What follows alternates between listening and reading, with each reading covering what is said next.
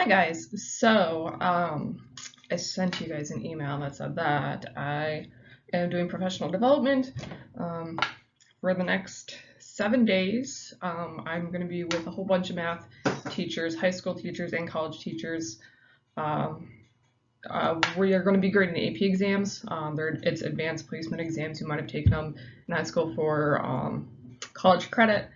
There's a lot of cool things going on. We actually have a guy from Google coming to speak, so that's really exciting, and maybe I'll share some of that with you.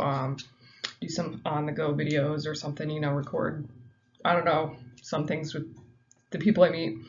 Um, anyway, so that's what I'm going to be doing from 8 to 5 for the next week, but I am available in the evenings. But since our live session, the highest availability was during the day at 2 o'clock, so I'm not available during 2 o'clock, so we're not allowed to have our phones on while we're grading the exams. So I'm making this in advance on Monday. So just so you know, hopefully this is working out because I'm doing this recording on the PowerPoint itself rather than Collaborate, so we will see how this works. So crossing my fingers that everything works well. So moving to slide 2, week 6. So week 6 starts this Wednesday. Again, I'm recording this on Monday. Week 6, we are solving quadratic equations. So factoring is super important, solving linear equations is super important, solving quadratic equations is super important. So I've got a little joke here with Sheldon from the Big Bang Theory. What do baby parabolas drink? Quadratic formula. Ha ha ha. Math joke. Punny. Ha ha. So the 3 things we're looking at this week is the zero product rule, solving by factoring, and then solving by the quadratic formula. So the zero product rule we're basically going to be using when we solve by factoring. So those are sort of combined into the same thing. I'm not going to go over solving by the quadratic formula in this video because there are tons of examples of that online. That's like one of the most popular things that you can find. I'm going to go over the zero product rule, solving by factoring, and like the definition of quadratic equations and that sort of thing, because I'm going to try to keep this shorter. Well, I try to keep them under half an hour so that you're not watching like an hour-long video. So that's what I'm going to be doing. Okay, so what is a quadratic equation? We have factored quadratics all of last week. We said a quadratic was something with an exponent of 2. So a quadratic equation is basically something with an exponent of 2 that is in an equation. So we have what's called standard form, ax squared plus bx plus c equals 0. We could have negatives in there, of course. We have to have a not equal to 0 because if there's a 0 in front of the x squared, then there's no x squared term at all, and then it's a linear equation. So you have to have an x squared term as your highest exponent. So I have some examples of quadratic equations here in these boxes. You don't have to have all 3 terms. So like 2x squared plus 5 equals 0, there's no middle term with the x. That's okay, it's still quadratic. X squared minus 7x doesn't have the constant. That's okay, that's still quadratic. You could just have the x squared term, like negative x squared equals 10. That's completely fine. You can have all 3. 10x squared plus 6x minus 10 equals 0. And they don't have to be equal to 0 as long as you can make them equal to 0. So that third one where negative x squared equals 10, if I solved that for 0, then I get that constant because this would be negative x squared minus 10 equal to 0 if I subtracted 10 from both sides. And now it's in standard form. And now you can see we actually have 2 terms there.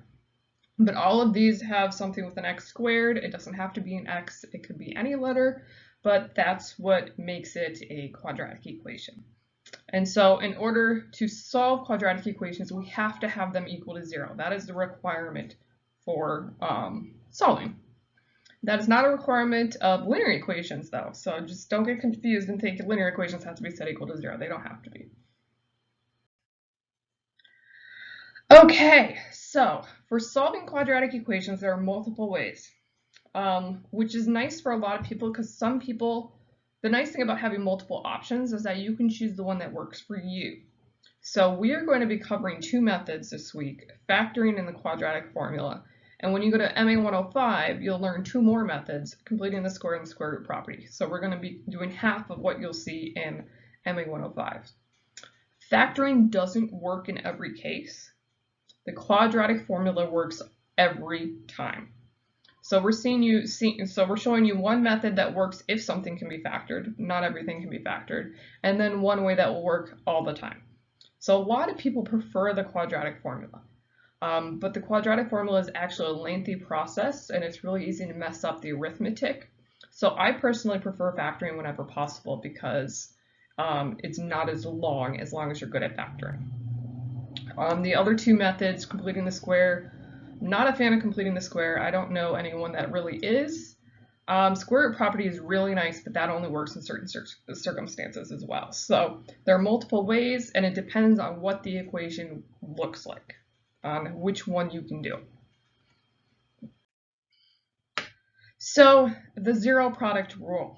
The zero product rule is if A times B equals 0, then A equals 0 or B equals 0. So if you have two numbers and when you multiply them equals 0, one of them has to be 0 because the only way to multiply to 0 is if one of those is 0. Or you could have both of them 0. 0 times 0 is 0. But at least one of them has to be 0 in order to be multiplied to 0. So if you have two variables that multiply to 0, at least one of those has to be 0. And so that is the idea we use when we solve by factoring, is this zero product rule. And I apologize if you hear my dog kind of whining. She's not very happy right now. Okay, so solving by factoring is basically a 4-step process. So step 1, you want to put the quadratic equation equal to 0, make sure it's in standard form. If it's already in that form, great, you don't have to do anything. Step 2, factor the quadratic. And so it's going to be something parenthesis times something parenthesis equal 0. That's the standard form when we factor quadratics. What's inside those could be x plus 2, x minus 2. You could have 2x or 3x. What's inside could change, but it's going to be 2 sets of parentheses equal to 0. Step 3 is you take each factor and equal to 0. So that means you take each set of parentheses, whatever's in there, and you set it equal to 0. So you create two separate equations.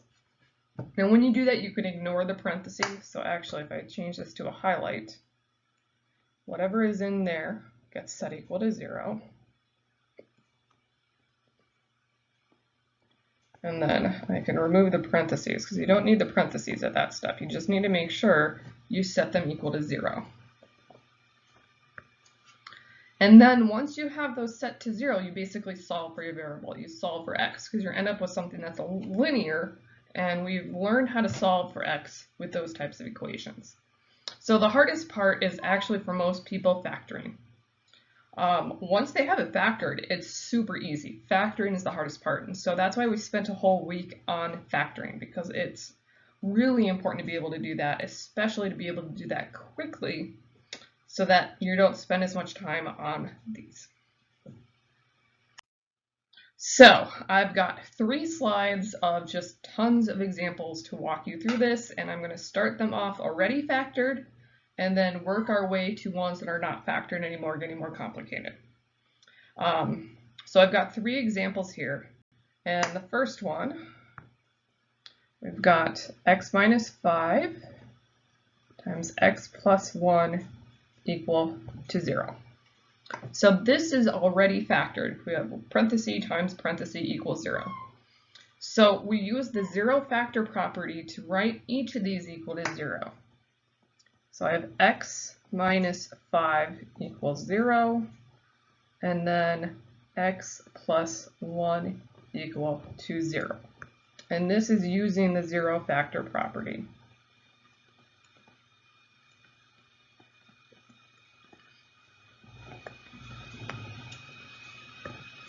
And now we solve each of those equal to 0. So you're going to find that quadratic equations have 2 answers. So a linear equation would basically have no exponent, or exponent of 1 has 1 solution.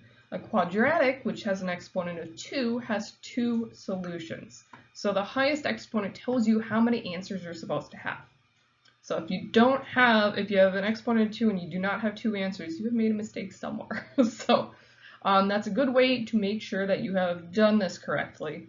And you can always check your work by plugging it back into your original equation and making sure everything multiplies correctly. So to solve this, so the first one, x minus 5 equals 0, I'm going to add 5 to both sides. And I like to do these basically at the same time. Just go straight across, solve both equations simultaneously. So we got x plus 1, so that means I'm going to subtract 1 from both sides.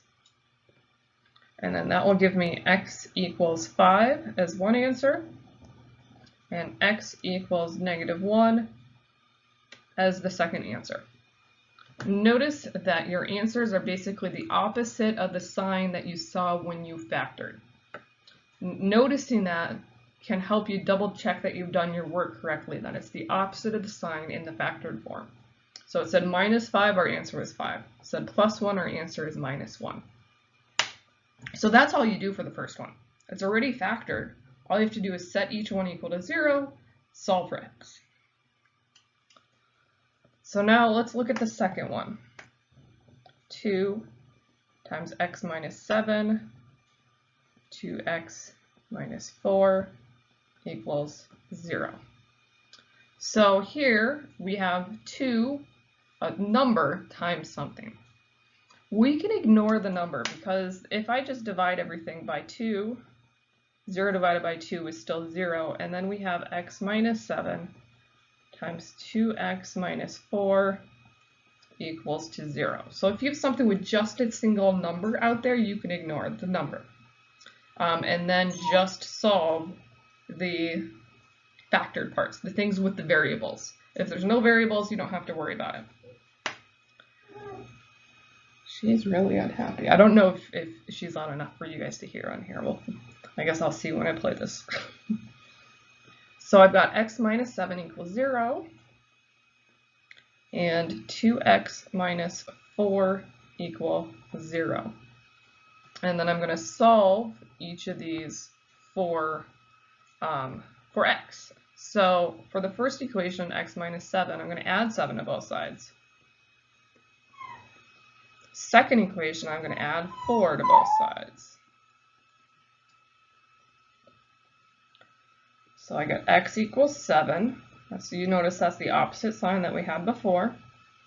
And then I get 2x equals 4. Now this one I'm not done because I still have a number in front of the x. So we have an extra step here to solve for x. I need to divide both sides by 2. So when I divide both sides by 2, I get x equals 2 as my second answer.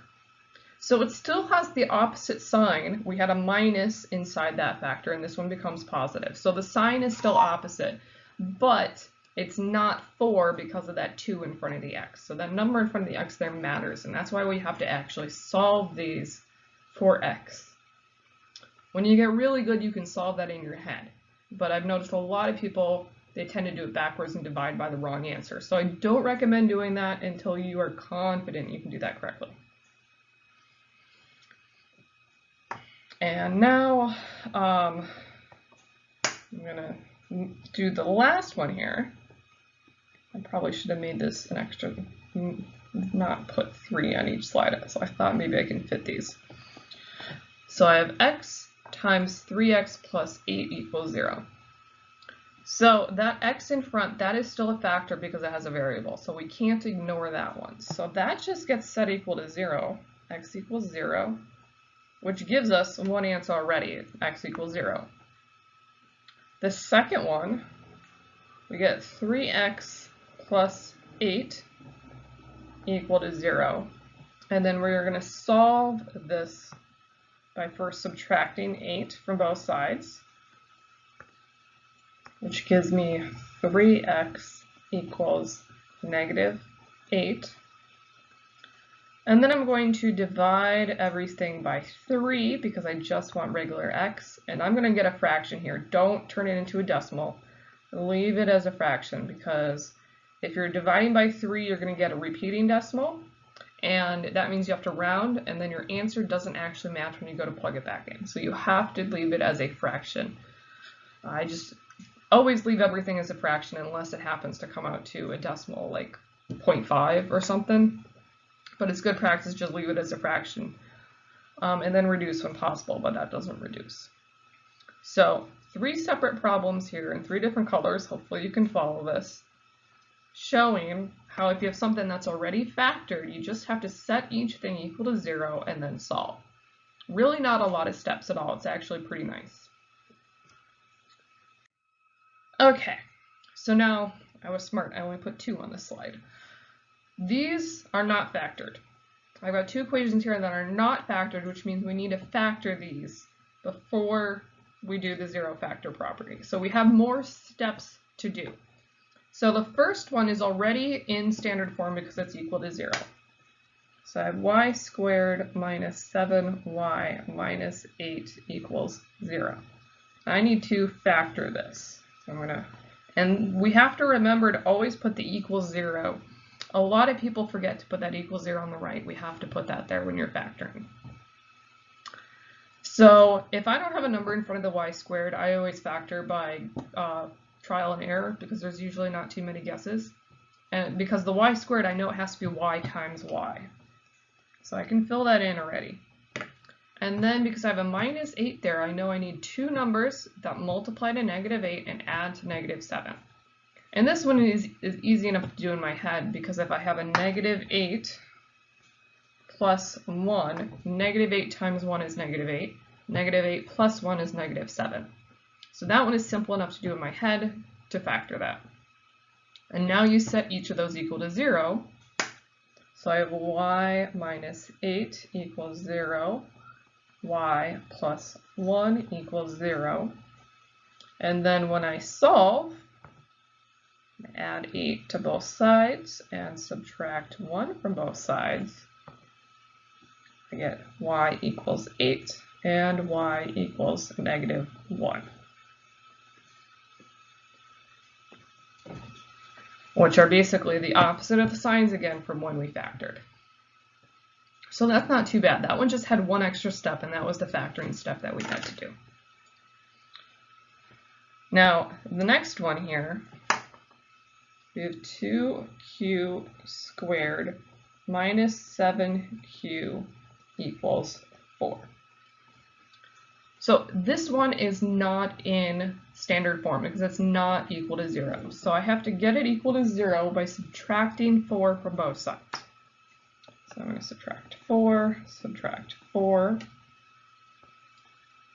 So I get 2q squared minus 7q minus 4 equals 0. So you need to basically put everything on the same side as the variables. So everything gets put on one side, the other side has nothing, so the other side is equal to 0. So now we want to factor. Now this one, I'm going to do this one also by guessing and checking because there's only one possibility to multiply to 2, so that limits my choices. And there's not very many possibilities that multiply to 4, so I don't have a lot of things to guess. So when there's small numbers, guessing and checking works just as well for me. So I know it has to be a 2q and a q because 2 times 1 is 2. So now I need to think about combinations with 4 that will somehow get these combinations equal to minus 7. So I know if to multiply to 4, I have to have 2 different signs, a positive and a negative. And I'm looking at this and I'm like, oh, if I put 4 on the outside, 1 on the inside, 4 times 2 is 8. And then I get a 1 on the inside, 8 minus 1 gets me 7. Now because I want a negative 7, I would want a negative 8 plus 1. And that will get me negative 7. And then I double check, 1 times negative 4 is negative 4. 2 times the 1 gives me the 2, and I add up to the negative 7. So that one is easy enough to do because there's not a lot of possibilities. And that comes with practice, being able to see the combinations. So now I set each of those equal to 0, and I'm going to move to the right here. So I have 2q plus 1 equals 0, and q minus 4 equals 0. So I am going to, for the first one, subtract 1 from both sides, and the second one add 4 to both sides. So I get 2q q equals -1, and I get q equals 4. So I've already got one answer there. And then I need to divide everything by 2 in the first equation there so I can get a regular q. And I'm going to write this as q equals -1/2 because I always write mine as fractions. But because -1/2 is a terminating decimal, you don't have to round. That's okay to write as a decimal. But it's just best to leave it as a fraction because that's less work. You don't have to, I didn't even have to put anything in my calculator. I just literally wrote what I had written down. So it's almost less work to leave it as a fraction than if you were going to put that as a decimal. So that's these two. And now, okay, so I actually had 2 of them on this slide, and then I edited it and made them 2 separate slides because I realized I did not have enough room. So if this doesn't flow smoothly, it's because I'm recording this slide separately from the previous slide to make that change. Okay, so this one, I'm throwing this out to you because, you know, I want to make sure that I increase in difficulty. And because there's some important things to get out of this one. So notice here, the highest exponent is 3, which means it's not quadratic. This is a cubic for something that's cubed. Now, even though it is not a quadratic, we can still solve by factoring. And we need to do that by factoring out the greatest common factor. And because it's cubed, that means the exponent is 3, we're going to have 3 answers here. So the greatest common factor here is m. There's no number because I can't take 2 out of 5. Those are relatively prime. There's nothing they have in common. So I can only take out an m because all 3 of these have an m. So I didn't go over this last week when I did the greatest common factor. I didn't show the factoring, so I'm going to show that here. So when you identify the GCF, oh, I didn't want it black. I wanted to switch that. So GCF is m. When you identify the GCF, you put that in front, and then you divide everything by the GCF. I usually do this in my head, and that's really what you want to be able to do, but I don't expect you guys to be at that point right now. So you basically write it as multiply and division, which cancels out. So it's still the same thing. We're just rewriting it. So I still have my greatest common factor out front, and then I am removing an m from each term. And this is where that, using the subtraction of exponents I showed you guys last week in the live session, where that comes in handy. Because when I'm removing an m, I'm going to be left with m squared because 3 minus 1 is 2. And then I have 5m, and 2 minus 1 is 1, and then the m's cancel, that's 0, but I still have a constant, so I have 12. If there was no number there, it would just be 1. So now I have 0 equals m, and then parentheses, 2m squared minus 5m minus 12. So now notice in parentheses there's a quadratic. So now this is where the quadratic stuff comes into play. So now we need to factor that quadratic. So again, because it's just a 2, I'm going to do this by guessing and checking. So I know it's going to be a 2m times m to get me to 2m squared. And now my choices for 12, I can have 1 and 12, 2 times 6, 4 times 3. And at least one of those has to be negative because it's multiplying to a negative. And so now I need to kind of think through which ones work. So let's look at 1 and 12. So if I do 12 times 2, that's 24. That's not going to get me anywhere near a -5 there, especially with the other number being a 1. If I did 2 times 1, that's 2. 12 and 2 won't get me to 5 because we're looking at subtracting these. So let's try 6. 6 times 2 is 12, and then I have a 2. 12 minus 2 again doesn't get me 5. If I do 2 times 2, that's 4, and a 6. Those subtract a 2. Doesn't work. So now let's try 4. So 4 times 2 is 8. 8 minus 3, that gets me 5. So I know that the 4 is going to be multiplied by the 2, so that goes on the outside, which leaves the 3 in the inside. Now 8 minus 3 gets me positive 5, and I want a negative 5, so that means I'm going to have a negative 8 and a positive 3, so I need to switch those signs. So that's how I work through the guessing and checking.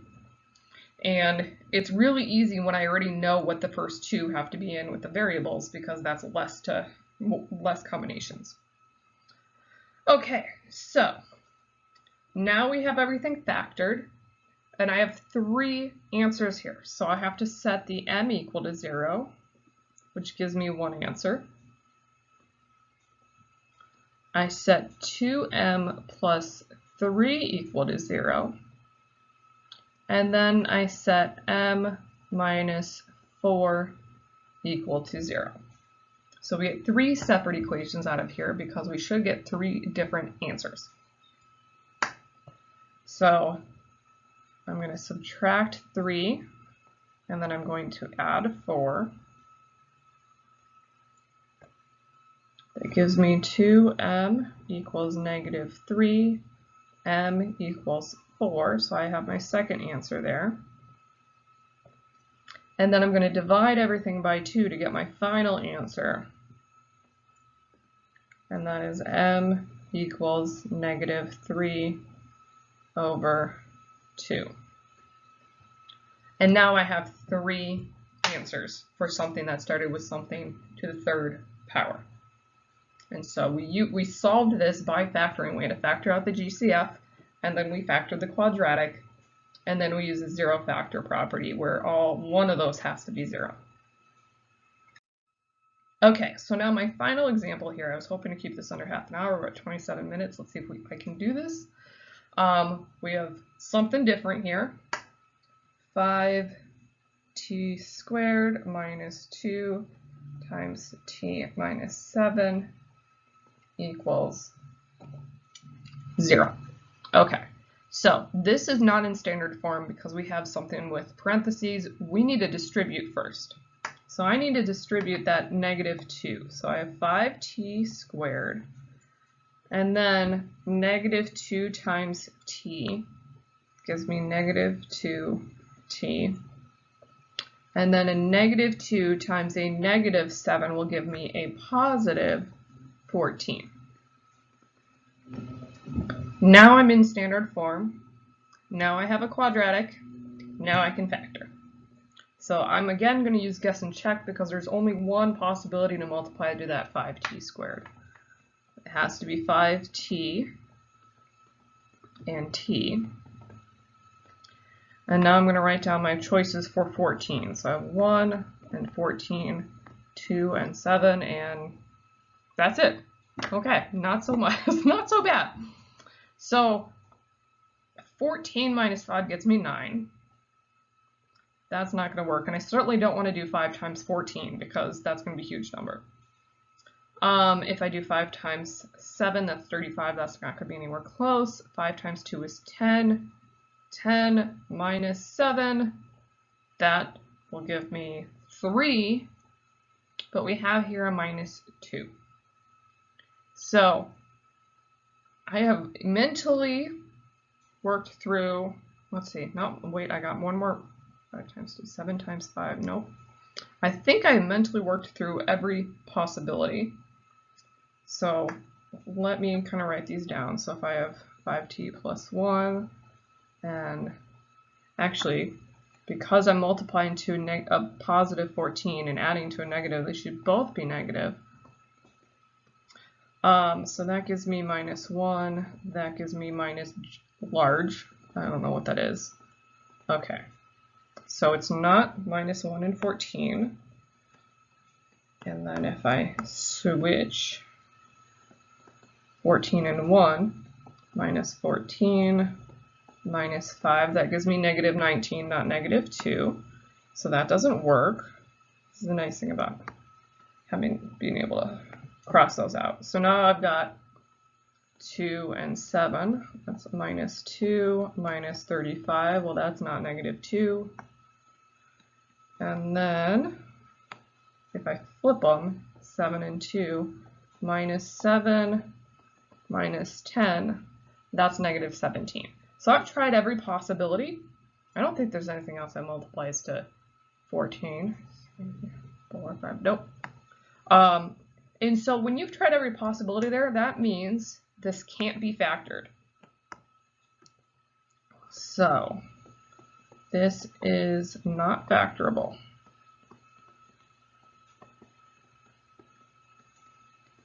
So sometimes we say that means it is prime. And what that means is we can't solve by factoring. So we need to solve by the quadratic formula. So this is one of those situations where not everything can be factored, which means you can't solve this way. And so I will leave that for you guys. Quadratic formula, we will jump to chapter 9 for that. And when you get to the quadratic formula, there's a button on your calculator to take the square root and use that button and get decimals. So it's fine to use decimals when we get to the quadratic formula. But this is one that we can't solve by factoring because it can't be factored. I've tried all of the possibilities. Okay, didn't keep it under half an hour, but I tried. Got a little bit over. So hopefully this is helpful. I am going to, I don't know how long this is going to take to save it as a video and then upload it to YouTube. Crossing my fingers it doesn't take too long, but it is half an hour, so we'll see how long that takes. And then I will share that as soon as I have that done. So I will still be available in evenings, and you can email me or give me a call. I'll have my office phone forwarded to my cell phone so I can pick up on my cell phone. After 5 p.m. Central Time, I will be available. So I will still be checking in with you guys. Yeah, so I will talk to you guys later.